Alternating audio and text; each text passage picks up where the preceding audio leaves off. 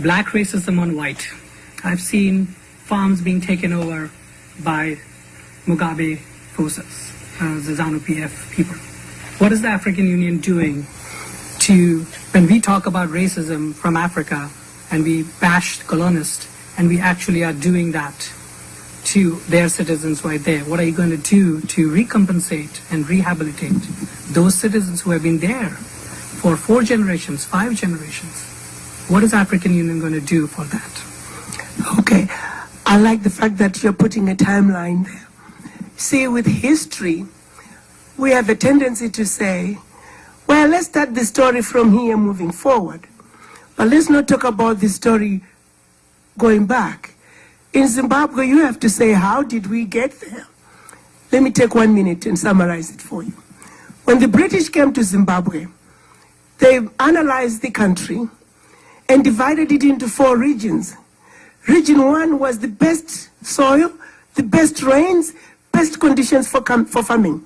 Region 2, pretty close to Region 1. Region 3, there were some areas there, the soil was not so good, and the rain was good, but not the best. Region 4, no rain. The soil was horrible. Mosquitoes and sesaflies. So they set out a plan. If you were an adventurous British, a veteran of the First or Second World War, you were guaranteed 2,000 hectares. Hectares, multiply 2,000 by 2.2. You were guaranteed that much in Zimbabwe, plus any loot from the local people. So a British man would land in Zimbabwe. So based on the regions that they had decided, they were going to move all the black people, preferably from the region 1 and 2 to region 4. So the process started.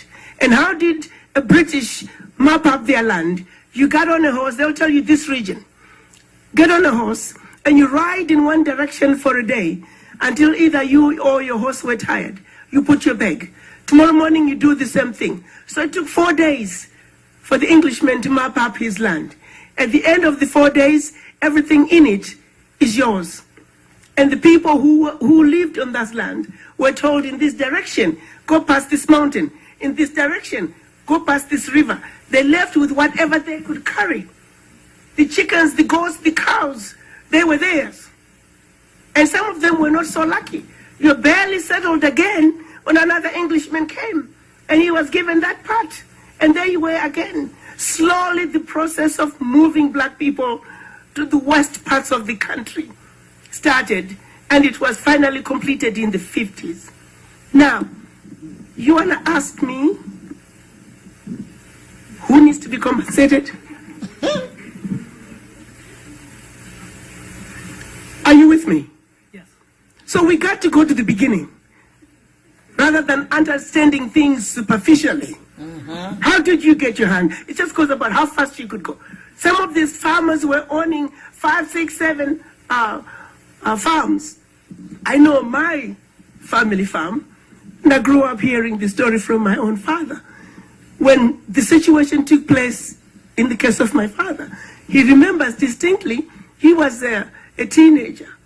And he used to, when white men came to Africa with their pants, they called them men without knees. He remembers men without knees coming to the village on horses. There was some hush-hush talk. He didn't know what was going on. But he remembers waking up one morning and the whole village was on fire. They were being torched by these men without knees on horses. His aunt was pregnant and was due any day. So they had asked for permission for her to stay until she delivers. It was one little hut that was left standing in a burnt-out village. They left with whatever they could carry. Sadly for them, Aunt didn't deliver for 3 weeks. My father spoke about how scared he was every morning. The men without knees coming to check and see if my aunt had delivered. There was him, an uncle, another grandmother who was a midwife, and another aunt. They all crumbled up in this one room. When she finally delivered, 3 days after delivery, they were told to walk, go find the others who had left before. Now the loot law, it's in the history books. You don't have to go far. This is in the British history books. As a matter of fact, the British started fighting themselves over how to distribute the loot as they go from one place, one village to the other. It was acceptable. So, son, do you still want to ask me who's owed what? May I rest?